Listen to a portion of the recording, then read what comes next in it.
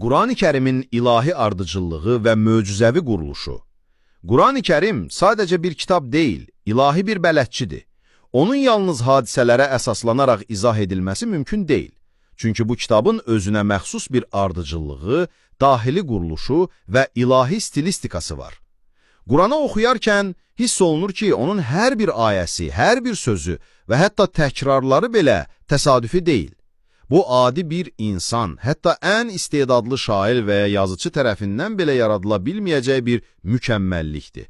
Çünki Quranda Allahın dəsti xətti açıq şəkildə görünür. 1. Qurani Kərimin ilahi planı və ardıcıllığı.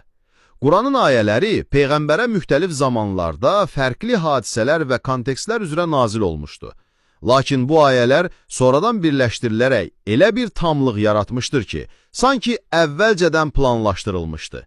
Bu ardıcıllıq və düzülüş Peyğəmbərin öz ixtiyarı ilə deyil, yalnız Allahın göstərişi ilə tərtib edilmişdi.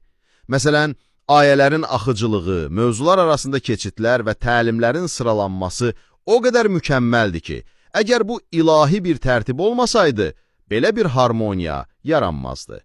Quranı sanki bir əlifba kitabı kimi təsəvvür edə bilərik. Bir müəllim şagirdinə A hərfindən başlayaraq Z hərfinə qədər hər şeyi addım-addım öyrədir. Quran da insanı belə tərbiyə edir.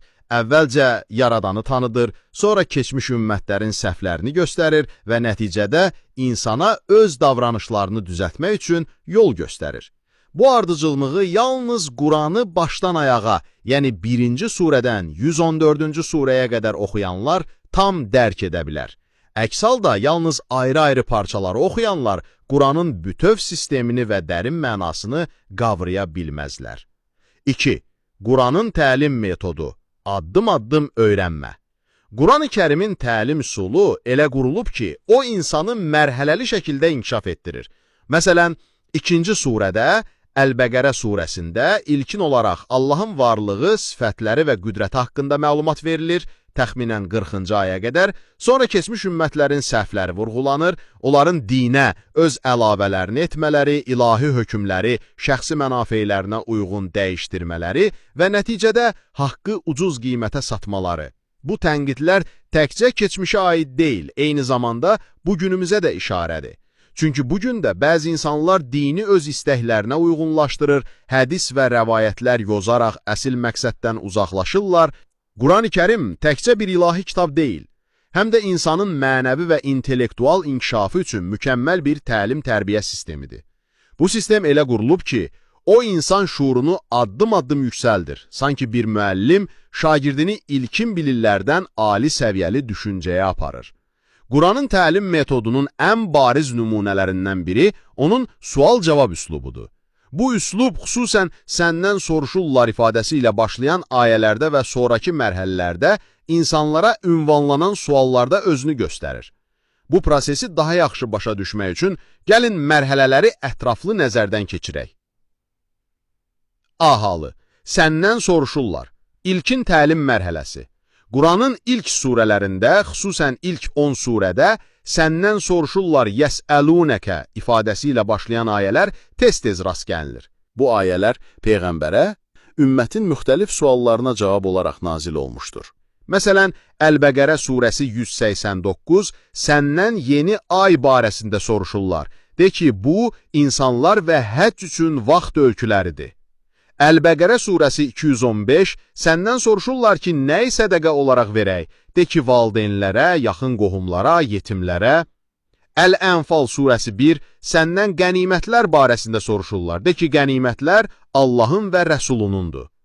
Bu suallar gündəlik həyatla bağlı praktik məsələlərdən tutmuş, sədəqə, həcc, qənimətlər, ta ki, daha ümumi mövzulara qədər ay, zaman, geniş bir diapazonu əhatə edir.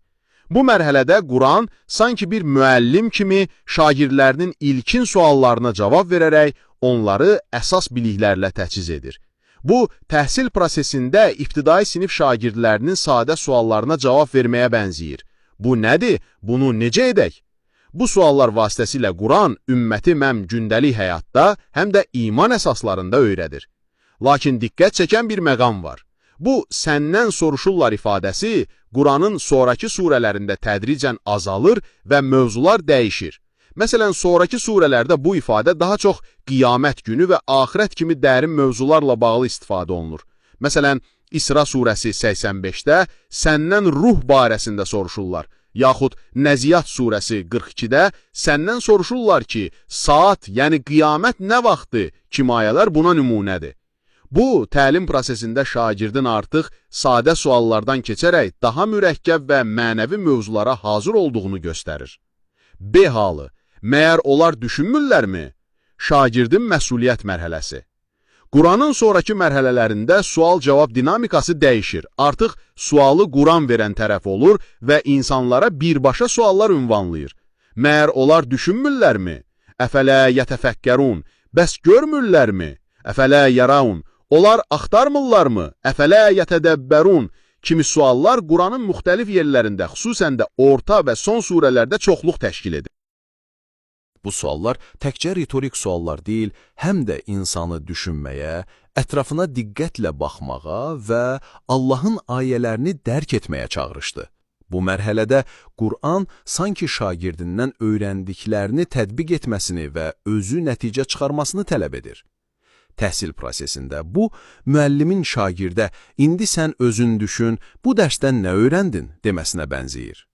Quran bu suallarla insanı passiv dinləyicidən aktiv düşünənə çevirir, ona məsuliyyət yüklüyür. Bu sualların təkrarlanması təsadüfi deyil. Quran insanın diqqətini təbiətə, tarixə, öz nəfsinə və ilahi qanunlara yönəldir. Məsələn, məyər onlar yer üzündə gəzib dolaşmadılarmı ki, görsünlər əvvəlkilərin aqibəti necə olmuşdur? Əl-Rum 39 kimi ayələr insanı tarixdən ibrət almağa çağırır.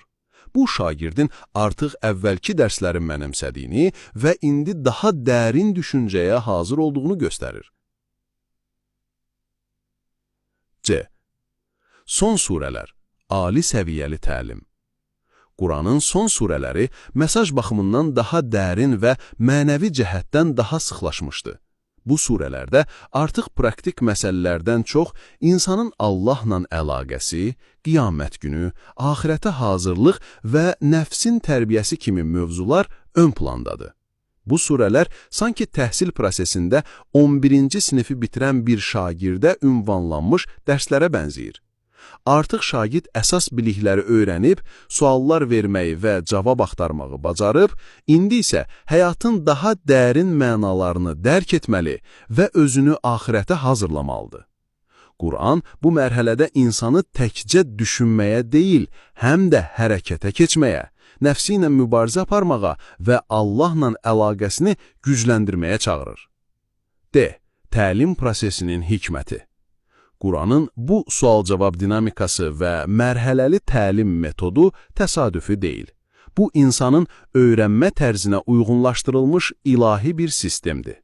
İlk mərhələdə insan sadə suallar soruşur və cavablar alır, çünki o hələ öyrənməyin başlanğıcındadır. Orta mərhələdə Quran insanı özü sual verməyə və düşünməyə təşviq edir, çünki artıq o müəyyən bilik bazasına malikdir. Son mərhələdə isə Quran insanı dərin mənəvi səyahətə aparır, ona həyatın məqsədini və axirətə hazırlığı öyrədir.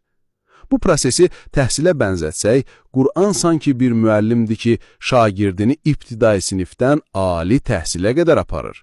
Hər mərhələdə şagirdin qabiliyyətləri artır, sualları dəyişir və nəticədə o həm bilik, həm də mənəvi cəhətdən yetkinləşir. Quranın bu təlim metodu onun ilahi möcüzə olduğunun sübutlarından biridir. Çünki belə bir sistem yalnız insanın təbiətini və öyrənmə qabiliyyətini mükəmməl bilən bir yaradan tərəfindən qurula bilər. Qur'an-ı Kərimin səndən soruşurlar ifadəsindən başlayaraq, məgər onlar düşünmürlərmi suallarına və nəhayət son surələrin dərin mesajlarına qədər uzanan təlim metodu onun insan şuurunu necə addım-addım inkişaf etdirdiyini göstərir. Bu, sadəcə bir kitab deyil, həm də həyat boyu bələdçi olan bir tərbiyə sistemidir. Quranı oxuyarkən bu mərhələləri dərk etmək, onun hər bir ayəsinin və sualının arxasındakı hikməti görmək insanı daha şuurlu və mənəvi cəhətdən zəngin edir. Buna görə də Qur'anı təkcə oxumaq deyil, həm də onun təlim sistemini qəlbdən dərk etmək lazımdır. 3. Təkrarların hikməti. Qur'anda bəzi ayələrin və ya ifadələrin müxtəlif surələrdə təkrarlandığını görürük. Bu təkrarların sayı, yeri və məqsədi yalnız ilahi müəllif tərəfindən bilinə bilər. İnsan baxışı ilə baxsaq, kimsə deyə bilər ki, 3 dəfə təkrar etsə də kifayətdir. Amma Qur'anda bir ayə bəzən 10 dəfə, bəzən 16 dəfə, bəzən də 31 dəfə təkrarlanır və hər bir təkrarın özünə məxsus məqsədi var. Bu təkrarlar Qur'anın təlim gücünü artırır, mesajı insanın qəlbinə və şuuruna daha dərindən yerləşdirir. Əgər Qur'an indiki formada tərtib olunmasaydı, bu təkrarların hikmətini və dəyərini dərk edə bilməzdik. 4. Qur'an-ı Kərim məzmun və quruluşca möcüzə. Qur'an-ı Kərim həm məzmunu, həm də quruluşu ilə bir möcüzədir. Onu dərk etmək üçün sadəcə oxumaq kifayət deyil. Hər bir ayənin, hətta hər bir sözün üzərində düşünmək, onları digər ayələrlə müqayisə etmək və mənəvi səviyyədə qəbul etmək lazımdır. Qur'anı oxuyarkən qəlbimizi açsaq, onun hər bir sözünün dərin mənalar daşıdığını və bizə həyat yolunda bələdçilik etdiyini görərik. Nəticə, Qur'anı bütöv şəkildə dərk etmək. Qur'an-ı Kərimi başdan ayağa 1-ci surədən 114-cü surəyə qədər oxumaq, onun ilahi ardıcıllığını və təlim sistemini anlamaq üçün ən doğru yoldur. Bu kitab təkcə keçmiş hadisələri danışmır, həm də insanı tərbiyə edir, ona yaradanı tanıdır və həyatda doğru yolu göstərir. Qur'anı oxuyarkən onun hər bir ayəsinə diqqətlə yanaşsaq, hər təkrarın, hər keçidin və hər mövzunun öz yerində necə dəqiq şəkildə yerləşdiyini görərik. Bu, Qur'an-ı Kərimin ilahi möcüzə olduğunun ən böyük sübutlarından biridir.